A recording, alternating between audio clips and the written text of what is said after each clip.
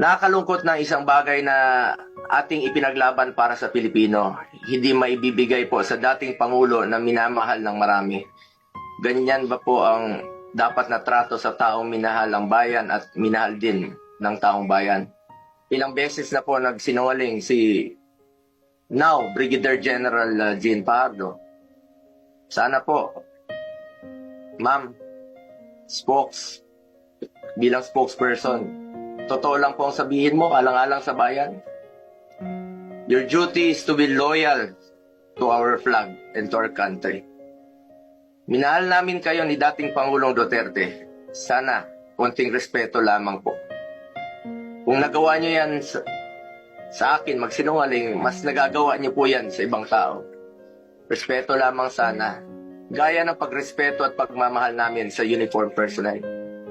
Sinabi mo, nagpupunas lang ng pawis ang ilang pulis na nakuna ng video na umiiyak habang inaaresto si Pangulong Duterte.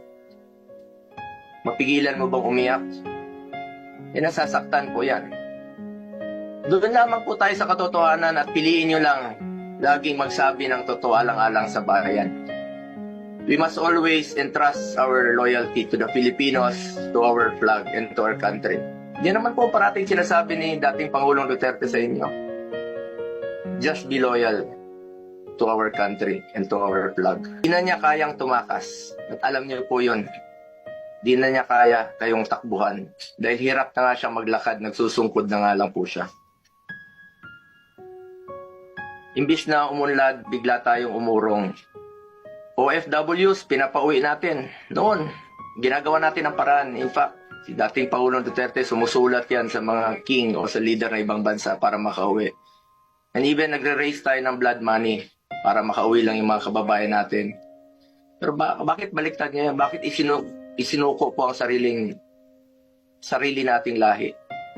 Hindi ko lubusang matanggap na siya ay nililiti sa ibang bansa gayong siya ay isang Pilipino. Samantalang mayroon naman tayong maayos na judicial system sa ating bansa na nirerespeto.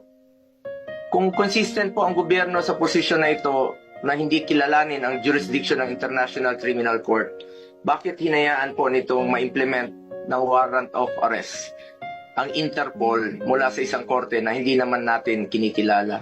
Ang issue na ito ay hindi lamang para kay Pangulong Duterte.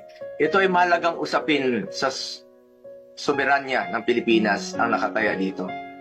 Alang-alang sa ating mga bayaning nagbuwis ng buhay upang makamit lang ang ating kalayaan.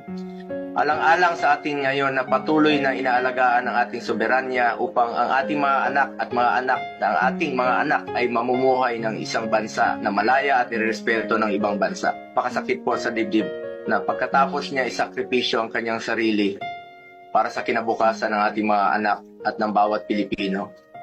Imbis na ibigay sa Pilipino ang paghusga sa mga ginawa ni dating Pangulong Duterte na paglaban sa droga at kriminalidad, sadly, hindi po ganun ang nangyari. Pilipino po ang dapat humusga sa totoong sitwasyon sa bansa.